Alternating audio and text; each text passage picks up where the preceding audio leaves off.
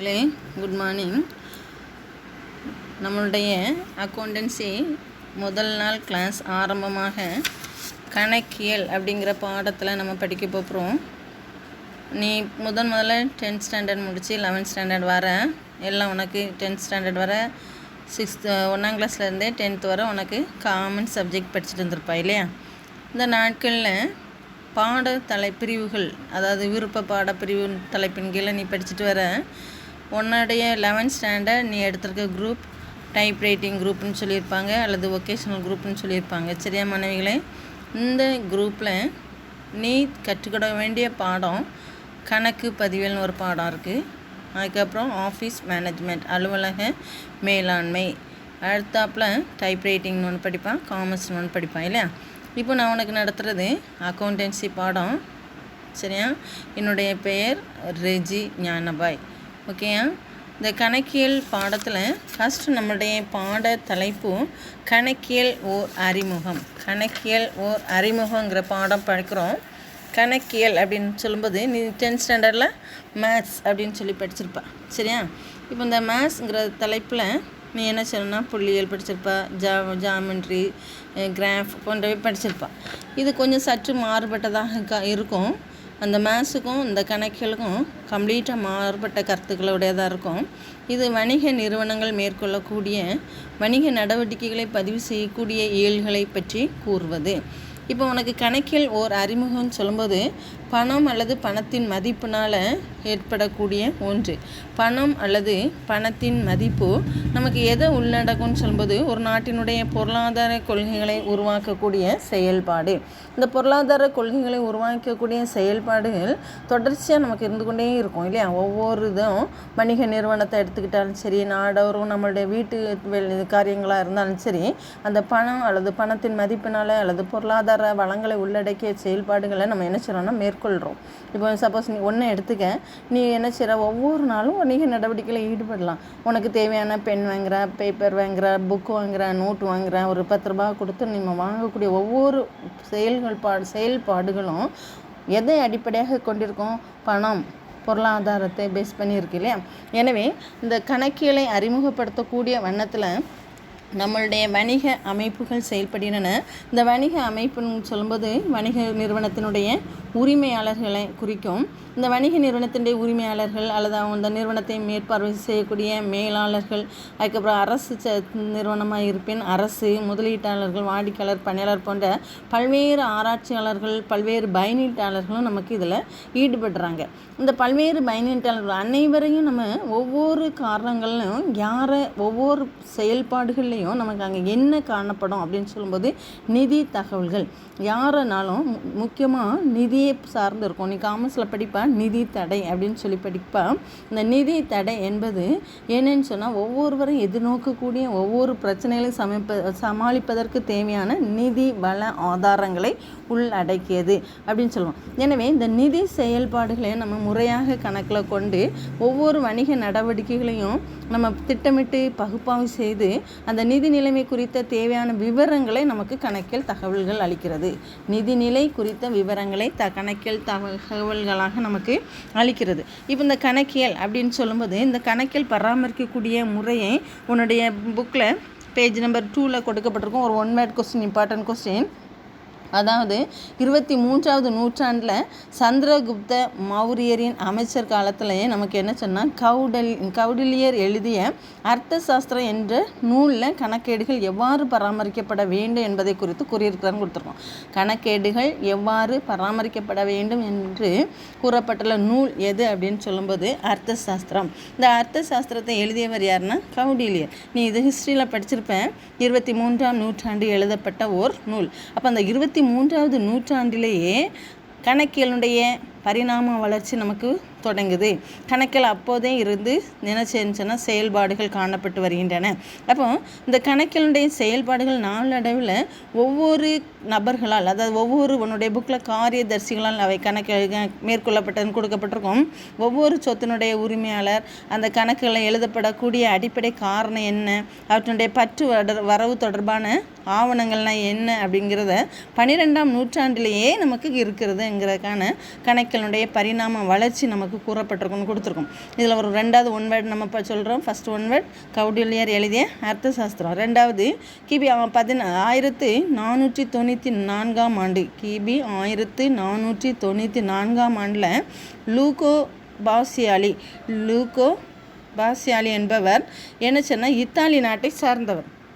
இந்த இத்தாலி நாட்டை சார்ந்தவர் கணக்கியலை எவ்வாறு பதிவு செய்யணும், இரட்டை பதிவு முறையில் எவ்வாறு கணக்கியலை பதிவு செய்யணும், அதாவது கணக்கியல் நடவடிக்கைகளை எவ்வாறு பதிவு செய்யப்பட வேண்டும் என்று அவர் விரிவாக நமக்கு அறிமுகப்படுத்தின நபர் என்று கூறப்பட்டிருக்கும். எனவே இந்த கணக்கியல் தொடர்ச்சியாக நம்மளுடைய லூகோ பாசியாலி, அதாவது இவர் இரட்டை பதிவு முறையை அறிமுகப்படுத்திய நபர் லூகோ பாசியாலி சொல்லி கொடுக்கப்பட்டிருக்கோம்.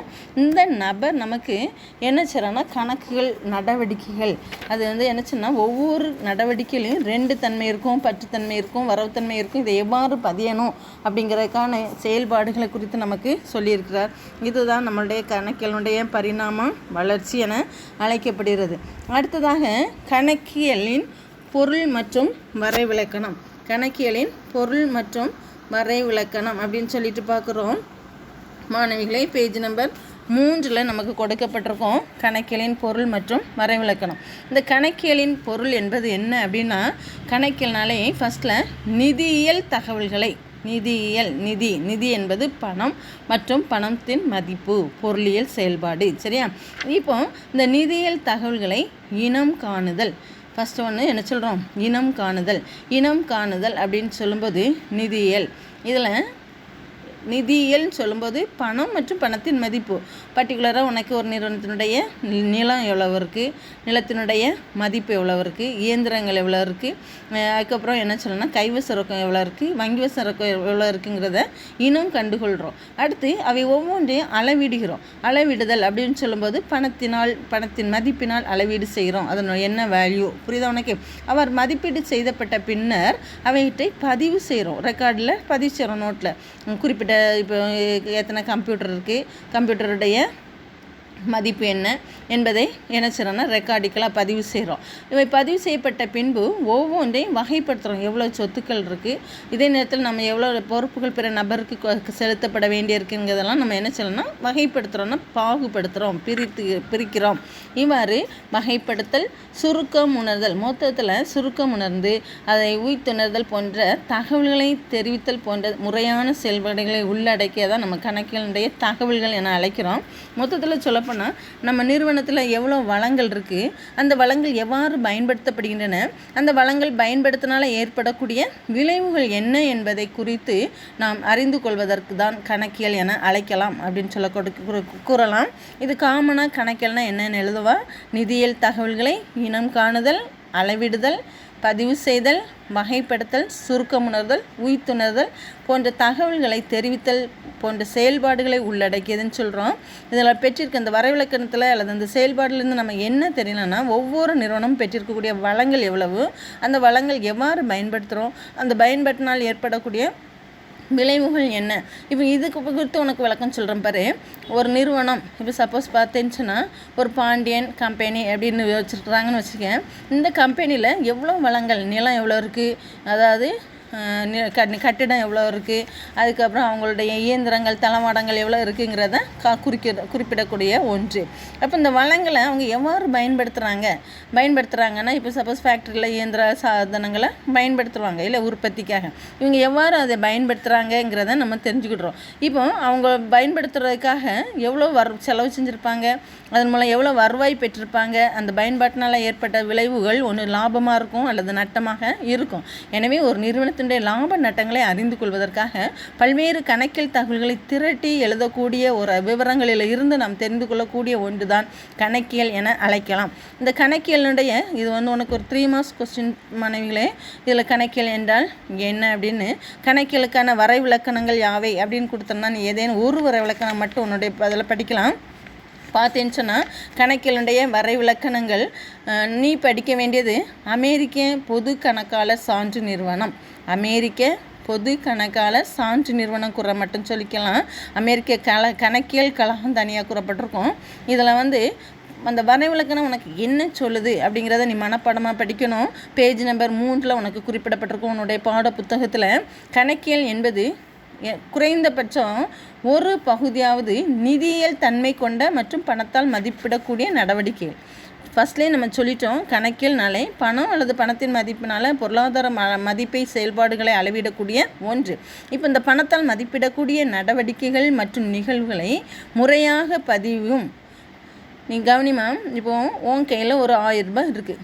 இந்த 1000 ரூபாய் வச்சு நீ என்ன செய்கிற, உனக்கு தேவையான நோட்டு, பென்சில், பேனா இவெல்லாம் வாங்குறா. நீ வாங்குதல் என்பது உன்னுடைய நடவடிக்கைகள். பணத்தை கொடுத்துட்டு பணத்தை வாங்குற, பணத்தால் மதிப்பிட.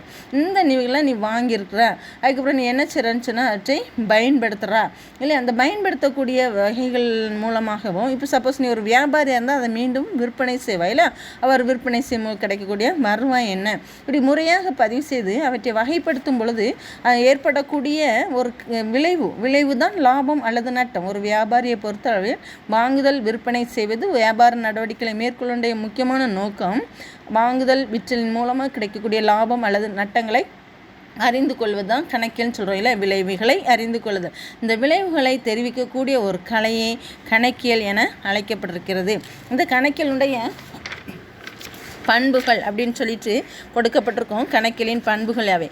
எனவே கணக்கியல் ஒரு கலையாக கருதப்படுகிறதுன்னு கொடுத்துருக்கோம். ஏன் கலையாக கருதுகிறோம்? கணக்கில் ஏன் ஒரு கலையாக கருதப்படுகிறது அப்படின்னு சொல்லும்போது மாணவிகளே, அது பாருங்கள், கணக்கியல் நடைமுறைகளை நம்ம மேற்கொள்கிறோம் இல்லையா. அப்போ அந்த கொள்கைகளை முதல்ல உருவாக்கணும், அதை வடிவமைக்கணும். அதற்கு யாரோட திறமை தேவை? ஒரு கணக்காளனுடைய திறமையும் சிறப்பு தேர்ச்சியும் தேவைப்படுது.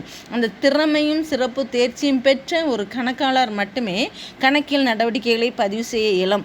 எனவே இது ஒரு கலையாக கருதப்படுகிறது. செகண்ட் பாயிண்டில் பண மதிப்பில் தான் நினைச்சோம்னா பதியப்படும்.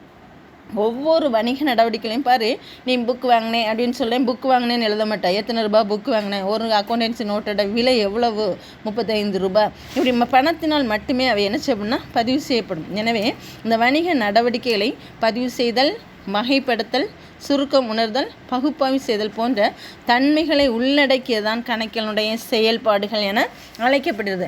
4வதாக நம்மளுடைய கணக்கியலின்படி இந்த பயனீட்டாளருக்கு பகுப்பாய்வு முடிவுகளை கட்டாயம் நம்ம தெரிவிக்க வேண்டும். ஏன்னா பயனீட்டாளர் யார் அப்படின்னு சொல்லும்போது அது அக பயனீட்டாளராக இருக்கலாம், புற பயனீட்டாளராக இருக்கலாம். நிறுவனத்திற்கு உள்ளவங்களும் பயனை அனுபவிப்பாங்க, நிறுவனத்திற்கு வெளியே உள்ளவங்களும் பயனை அனுபவிப்பாங்க. இதனுடைய முடிவுகள் என்னதுன்னா எந்த அளவுக்கு மக்களை ரீச் ஆகிருக்கு, அந்த தொழில் எவ்வாறு வளர்ச்சி அடைஞ்சிருக்கு, இந்த தொழில் வளர்ச்சியின் மூலமாக ஏற்பட்ட லாப நட்டங்களை அறிந்து கொள்வதே கணக்கியலின் இயல்புகள் என அழைக்கப்படுகிறது.